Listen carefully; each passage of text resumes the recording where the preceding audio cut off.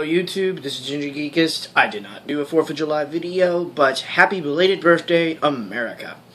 Today's two videos are going to be slightly different. I am still working on another top 10, and I'm working on a couple of other videos. To start this video off, some good news is me and Dylan got the place. We'll be moving this weekend, and hopefully next week, if I can put some videos out, I will try my hardest. But we're going to be moving a lot. We're going to be packing a lot. And so, yeah. Hopefully things will go better. I can't show the logo. I can show barcode, but I can't show logo. Yeah. This first video is going to be why I played. This is a new segment that I'm deciding to do because I've played so many different game series or anything like that, and sometimes I've kind of grown out of them, or they took a different path. Now, most of you would think that I would start with Fable, but I'm going to go way back to when I first started on some other systems, meaning like Nintendo 64, the NES, and all that other stuff. Now, we're going to talk about the series that I love the most, from where I actually went from NES to... I played pretty much every version, even the Nintendo 64 version, and I tried to play the newer versions, and it's went to a new place that I don't like. I think they've completely scrapped the story that's good, and that they're screwing it up. The story that I'm talking about is Castlevainea. Castlevainea started off as a different type of game. I played the old side-scroller versions, and then I actually got to play not the Rondo of Blood, it's called something else, where it had Richter Belmont. I played all the other ones with Simon and all the other stuff, and they were still very linear and all the other stuff, and the last one that was linear was that. Now, then I bumped up to the PlayStation 1, and I played Symphony of the Night, which is by far probably the best game of the Castlevania series to date, even though it's a side-scroller game. And Castlevania even got better then. The story got 10 times better, the writing was amazing, and the story made sense that from the Belmonts, so you had the Belmont clan, and each Belmont would try to destroy Dracula, and maybe they would succeed in destroying Dracula, maybe they wouldn't succeed in destroying Dracula. But I played all the way from the old ones, all the way to that, and then I played Symphony of the Night a lot. I was the one that really wanted to play it, and really beat it. And why I played Castlevania was that I was into the fantasy element, and I love the side-scroller generation of games. They are really fun. And then Symphony of the Night did a Metroidvania style where it still had, you were adventuring over the world. It was side-scrolling, but it was still an adventuring game. You still had to push yourself to do puzzles and all that other stuff.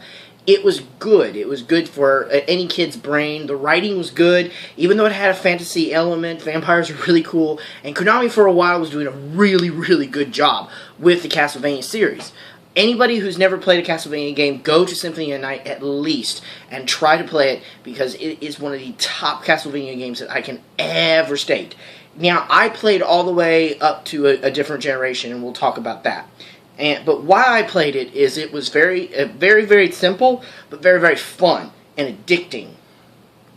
Castlevania then, after Symphony of the Night, moved to the 3D version, and we're not going to go to the PlayStation 2 version just yet. We're going to go to the... Nintendo 64 had two games, and I actually had a Nintendo 64, and I had both games. Now, I can clearly state the first one, slightly okay. Second one, basically, was the first game and the second game put together. There you go. Konami did a good job writing them. The graphics were different, and it was interesting. And having Castlevania in a 3D element was different for me. But I really got into it because the story for each character was cool. Reinhard Schneider was yet again a Belmont. You had Carrie Fernandez, who was a bloodline from a witch and stuff like that, and she was a good witch. She was trying to do all this stuff, and each character's story was different. You had Cornell, who was a man-beast. It was a really cool, interesting take on some stuff with werewolves and stuff like that, and it was really good. Konami did a good job. I even think that Konami did a great job. Basically what they did was they did a rehash of the story, and you had Lament of Innocence come out where you had Leon Belmont, the very first Belmont, and he went after his best friend who you thought was going to become Dracula, but it wasn't. And he killed another vampire, and then he became a vampire. But then Leon basically he swore the Belmont clan would always hunt down his friend who became a vampire because he betrayed the order and all that other stuff. But he never actually found his friend for a while. He actually found Dracula, and that escalated quickly and all that stuff, and his family went on and hunted Dracula. The other game that they put out was Curse of Darkness, which Curse of Darkness was back into the timeline where Trevor Belmont was, which by far between two Belmonts, I love Trevor and Richter. They're probably some of the best Belmonts because of their story. Trevor is the Belmont that teamed up with a couple of other people, a good witch, a white witch, a pirate, and also Alucard. This is where Alucard was first introduced, was in Trevor's era, and Alucard then became the protagonist in Castlevainea Symphony of the Night, which was probably one of the best protagonists that wasn't a Belmont of all time. Anyways, in this, it's a 3D version where you are playing a Devil Forge Master. There are two of them, and you have Isaac, and I can't remember your name. But you strangely look, you have white hair, and your wife was Elizabeth, and she was murdered, and you meet Trevor Belmont, and Trevor looks really good in this. It's just an updated version of what he looked like. They have that he has a scar over his eye, because Trevor loses an eye at some point in time in the journey. They don't mention Alucard. Dracula is there, and there's a weird story that goes on with it. After this, Castlevania didn't put a lot of games out. They put a lot of mobile games out, and I played a little bit of the mobile games, but the mobile games really weren't that fun for me. They went the same way with Symphony of the Night, but they weren't as fun. Symphony of the Night was interesting, and it kept going and all the other stuff. The mobile games I could beat very, very quickly. The little handheld games I could beat extremely quickly, and I never really had a true amount of fun with them. Never did.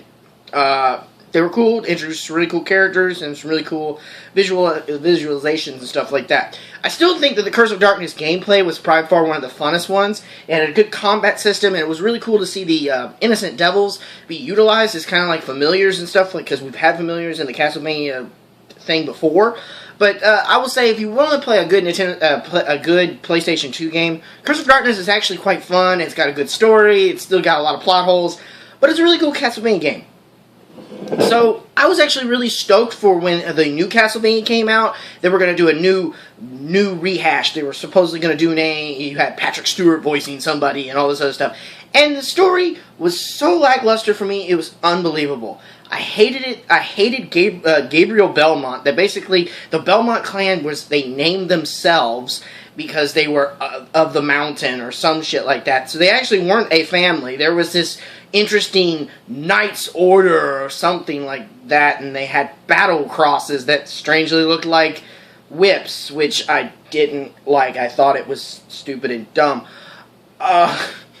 Gabriel was... The story started off good, and then it just went weird, and then they had the whole plot twist, spoiler alert, where you are becoming Dracula yourself. One, that is the biggest plot twist that Kami apparently thought they should do to make Dracula connected to the Belmonts, meaning the Belmonts are the only ones that can kill Dracula. Yes, it's a pretty cool story in form, but it just kind of fell. The gameplay was way too... it was trying to do Shadows of Colossus, but it just failed. And also the puzzles weren't that good. And it got you into it, but you really felt like the game should have been more. Should have been a lot more. The second one seemed like it was going to be better. It came out, the hype killed it. the hype, I can say that the hype killed it. It was another one of those games where the hype killed the game. The second one was not as fun. The story made no sense. It also made no sense that the portable version came out. It made no sense how Gabriel was able to have a kid with his wife before he killed her in the game, because you played the first game and you were still trying to figure out when and where he was able to get away in the whole story to where he had a kid before he killed her. It was a very big plot twist, and it didn't make any damn sense. And also, I hated what they turned Alucard in, basically turning Trevor Belmont into Alucard, which made no fucking sense to me whatsoever. And also, I hated it that they immediately threw in Trevor Belmont. They didn't even try to go to Richter Belmont, and they immediately went Simon and Trevor. That's the only two Belmonts they did. They did the Simon Belmont, who's the redhead Belmont, basically, before Reinhard Schneider came out, which he's technically he is a Belmont and he is a redhead. But I didn't like that they immediately went those, and I also didn't like that the Vampire Killer went from being a whip to being this Battlecross thing, which the Battlecross was still just a big-ass chain whip that came out, and it still made no sense to me whatsoever. It wasn't a whip. It wasn't what I thought it was going to be. The combat on the PlayStation 2 versions of the game with the whip combat with Leon and Trevor was actually more fun to do because you could come up with these cool combos with your fists and, you know, using stuff. You didn't have weapons. That's the only weapons you had, so you would upgrade them, get like a fire whip, an ice whip. It was fun to do those. It was fun that they went to that way, that the whip could be utilized more in combat than just a wah, just one movement, you know, because basically they figured out that whips can be used in combat, and it was pretty cool to see these people chose whips because it was interesting and cool. And the story between the Vampire Killer being completely just kind of tossed aside and very weirdly used in the new one was weird. But why I played and why I don't play anymore is Konami has lost the main story for me and what made Castlevania great. Castlevania was great because it followed generation after generation of this family and how they overcame evil and sometimes even was able to negotiate and fight even bigger evils and everything like that. Richter was freaking mind-wiped, and basically he thought he was the Dark Lord, and so Alucard had to go face him. He was brought back from the undead to go face Richter, who is basically a Belmont, and Trevor Belmont's dead by this time, so he's lost all of his friendship. It was just a very weird thing, and this is the first video of why I played, and why I played it, and why I don't play it anymore is Konami has lost it. It's weird. They don't know what they're doing with the Castlevania franchise anymore. One of the guys left, and he's doing another 2D scroller, because apparently Konami thought that Symphony of the Night was not the greatest Castlevania game that they put out, and they were stating that they didn't want any more side scrollers. Yeah, but they could have had some better interpretations of, you know, 3D ones. The newest 3D ones were just way too weird, and playing as Dracula wasn't as fun as we thought it was going to be. It could have been way much funner than it was, and they did make it fun. He had really cool powers, but the story was lackluster and weird, and they introduced many things from the whole canon, and they just introduced it really quickly. And you can see that it didn't go through very well, because they didn't release another game. So, why I played and why I don't play anymore is, again, I played it because it made me think. It was linear at a certain point, and it had puzzles, and it had good gameplay and a good story. Now, it doesn't have good gameplay, doesn't have good story, it's not very linear, it's super linear, it's not very, you don't really get to explore anything anymore, it's kind of a set path, it's a big and beautiful world, but it just doesn't make sense to me anymore. But that was it, guys. If you like this video, please leave a like and comment below, and subscribe if you really want to. Share this video with all your other geek friends, and this is the Ginger Geek saying, see you all in the next video, and stay chill.